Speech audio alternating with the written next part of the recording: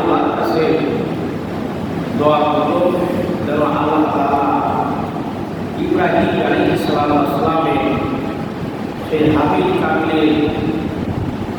কাবিলের sacrifice, Ibrahim আলাইহিস সালামের যে স্যাক্রিফাইস ইতিহাস, সেখান থেকে আমরা শিক্ষা গ্রহণ করি এবং নিজেদের জীবন পরিবর্তন করি। কেমনে এই জীবন পরিবর্তন করা যায়, যেমনি পরিবর্তন করেছিলেন হযরত ইসমাঈল আলাইহিস সালাম, তার দাদিকে পরিবর্তন করেছিলেন হযরত ইব্রাহিম আলাইহিস সালাম, তার দাদিকে। এই পরিবর্তন কেমনে করা যায় এই বিষয়টা আমরা তুলে ধরার চেষ্টা করব এবং নিজেদেরকে আমাদের দিকে জোরে আমরা নিজের জীবন পরিবর্তন করব ইনশাআল্লাহ। মেহরবানি করে চলে আসুন। কেমন পরিবর্তন? হযরত ইব্রাহিম আলাইহিস সালাম তার সন্তান ইসমাঈল তিনি বিবাহ করলেন। বিবাহ করার পরে ইব্রাহিম আলাইহিস সালামকে ইসমাঈল আলাইহিস সালাম বলল, বাবা আমি তো বিবাহ করেছি, তুমি দয়া করে আমার মুখটা দেখে নাও। ইসমাঈল আলাইহিস সালামের মানে তিনি তার পুত্রকে দেখতে গেলেন, পরিচয় করতে পারবেন। মহিলা যখন সালাম আসসালামু আলাইকুম ওয়া রাহমাতুল্লাহ, মহিলার ব্যবহার খারাপ ছিলেন। মহিলা তার শ্বশুরকে কর্কশ কণ্ঠে এবং খুব একজন মানুষকে মুরব্বীর সাথে আচরণ, ভালো ব্যবহার, স্বামীর সাথে ভালো ব্যবহার, শ্বশুর শাশুড়ির সাথে ভালো ব্যবহার, একজন মহিলা হিসাবে একজন মানুষ হিসেবে করা দরকার, তিনি সেটা করেননি। এই জন্য তিনি যাওয়ার সময় বলল, মাগো আমি দূর থেকে একজন বয়স্ক লোক এসেছিলাম, তোমার স্বামী ইসমাঈল আলাইহিস সালাম যদি তোমার বাসায় আসে তখন তুমি বলবে যে ঘরের সব কাজটা পরিবর্তন করে নেয়। নবীর কথা নবী কিন্তু বুঝে না, বা নবী ছেলেও ইসমাঈল আলাইহিস সালাম তখন সমস্ত কাজকর্ম সেরে বাসায় ফিরেছে। বউকে জিজ্ঞেস করলো, বাসায় কি এসেছিলেন? বলছে হ্যাঁ কি আসছিলাম, কথাবার্তা কিছুই বলে না। যাওয়ার সময় বলছে ঘরের সৌকা অর্থাৎ কপাট পরিবর্তন করা। ইসমাঈল আলাইহিস সালাম বলছে মরে তোমার কপালটা। যিনি এসেছিলেন তিনি হচ্ছে আমার বাবা ইব্রাহিম নবী হযরতে, যিনি আল্লাহ পাক তাকে অনেক ইজ্জত সম্মান দান করেছেন। তিনি তার তোমার ব্যবহারে সন্তুষ্ট হয়নি, তোমার ব্যবহারে তিনি কষ্ট পেয়েছেন। এই জন্য তিনি যাওয়ার সময় বলেছিলেন যে ইসমাঈল আসলে বলিও সে যেন ঘরের সৌকা পরিবর্তন করে, মানে আমি তোমারে তালাক দিয়ে দেব। ইসমাঈল আলাইহিস সালাম বলল, দেখো আমার জান্নাত ও জাহান্নামের ফয়সালা হবে আমার বাবার কারণে, অতএব আমার আব্বা এই কথা বলেছে, এরপর আমি তোমাকে রাখতে পারি না, তুমি চলে যাও। এরপর ইসমাঈল আলাইহিস সালাম আরেকটা বিবাহ করেছেন, বাবাকে আহ্বান করেছেন, বাবা এইবার আমি আরেকটা বিবাহ করেছি, মেহেরবানি করে তুমি তোমার বৌমাকে দেখে দাও। ইব্রাহিম আলাইহিস সালাম বউকে দেখতে আসলেন।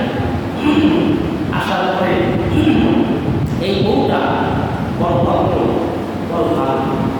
বউ বলতেছে আসে মুক্তি মাংসের ভিতরে আসে। বলছে না মা চলে যাও। বলছে না আপনি যেতে পারবেন না, আপনি চেহারা সুরা পেয়ে মনে হয় আমার স্বামীর কাছে গল্প শুনেছি, আপনি নিশ্চয়ই হযরত ইব্রাহিম আলাইহিস সালাম হবেন, আপনি আসেন। বলছে বাবা চলে যেতে যাচ্ছে। বলছে না আপনি যেতে পারবেন না, আপনি কিছু আমাদের এমন করবো, আমার কিছু সেবা করার সুযোগ দেন। শ্বশুরকে একটা পাথর দাঁড়িয়ে সুন্দরভাবে পাটা পানি দিয়ে ধুয়ে দিলেন এবং ওই বয়ে অনেক মাথায় চুল ছিল, সেই চুল দিয়ে শ্বশুরের পাটা বসে দিলেন। ইব্রাহিম আলাইহিস সালাম আল্লাহ তাআলা চোখের পানি ফেলে আল্লাহর কাছে শুকরিয়া করলেন যে আল্লাহ, এই যে বৌমা অপেক্ষা করলো আমার সন্তান ইসমাইল আলাইহিস সালাম রব্বুল আলামিন, তুমি আমার এই ছেলের সংসারটাকে তুমি সুখ দিয়ে বরকত করে দিও। আল্লাহ, আমার এই বৌমা যেন যতদিন হায়াত থাকে আমার ছেলের সাথে সুখের সাথে সুন্দরভাবে এবং এসে ফিরে সুন্দর সংসার করতে পারে।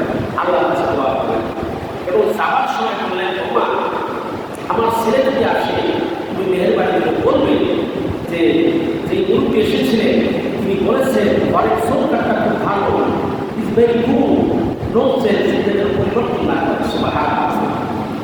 ইসমাইল আলাইহিস সালাম যখন আসলেন, আসার বলছেন স্বামীকে সেবা শুশ্রূষা করার পরে পানি দিলেন, ওজুর পানি দিলেন এবং বলছেন, স্বামী আমাদের বাড়িতে যিনি মুরব্বী আসলেন তিনি নিশ্চয়ই আমার শ্বশুর হবে, ডাইরেক্ট আসলেন। আমি যতটুকু পেরেছি এই পরিণত বা অ্যাবিলিটি আমার সমর্থনতায় তাকে সেবা শুশ্রূষা করেছি। তো যাওয়ার সময় আমি তো অর্থ বুঝি নাই, একটা কথা বলে গেছি। কি বলেছে? বলছে, বৌমা আমার ছেলে ইসমাইল যখন বাড়ি আসবে তুমি বলবে যে এই ঘরের ফোন কাটতে পরিবর্তন না।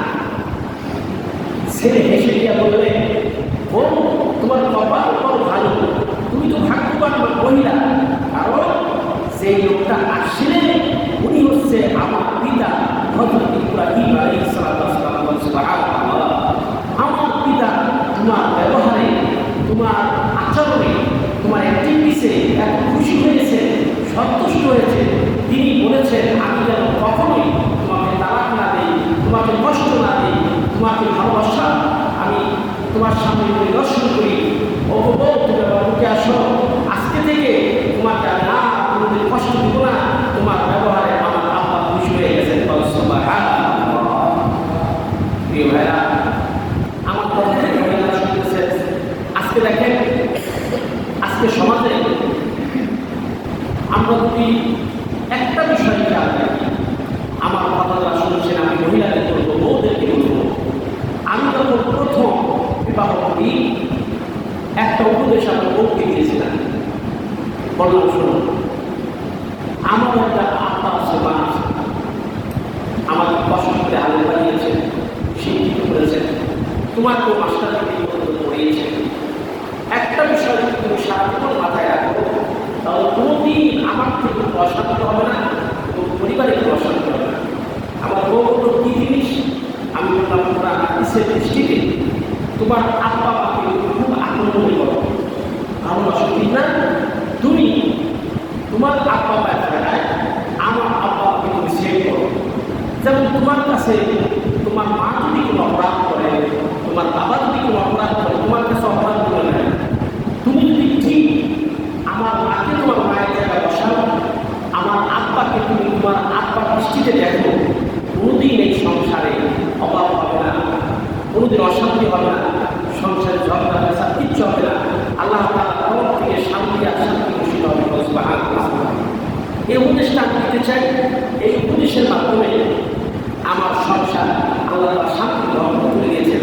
আমার কাছে আমার আব্বা থাকে, আমার কাছে আমার মা থাকে, যথেষ্ট পরিমাণে আমার আব্বাকে আমার মাকে সম্মান চিন্তা করে। আর আমার আব্বা নামাজ পড়ে পড়ে আমার এই সংসারকে প্রাণ খুলে দেওয়া। আমি মেহেরবানি এলাকার মানুষ আছেন, আমি বলবো শ্বশুরকে ভালোবাসে, শাশুড়িকে ভালোবাসে, তারা যদি দোয়া দেয় আল্লাহ তাআলা আপনার ঘরটাকে সুখের সংসার বানিয়ে দিতে পারে না? আল্লাহ তাআলা। আসলে আমরা যে আপনারা করতেছিলাম, আমরা অত্যন্ত